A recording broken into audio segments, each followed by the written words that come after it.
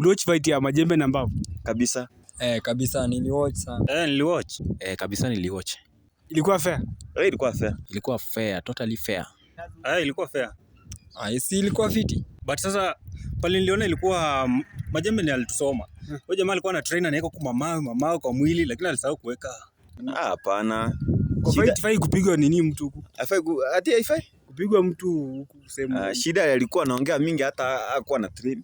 Bana mimi nilikuwa na Majembe from first time yenye alisema ako grao. Mimi mtu wa Majembe. Nani alipigwa Mabolingo? Si ni yeye alifanya branda. Mbona yeye anaekelea vitu nje na anajua ako boxing. Unajua yeye ndiye alikuwa anafaa protect. Angeka tu kitu hivi.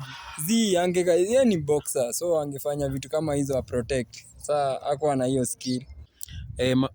Mabolingo hizo ni claims tu. Uliona? Niliona match yote hakuna kitu pale. So amtaki rematch.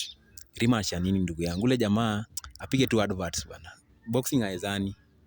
So declare winner ni Majembe. Winner ni Majembe siku zote. Lingia mtandao mdomo tu kupiga roronja tu akasahau kupiga zido.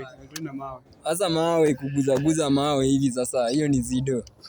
Huyo alifaa kwanza avunjwe hiyo nini. Sasa huyo alitrain kupiga akapiga hata si hapo chini pia huko juu alikuwa na ngonga huko.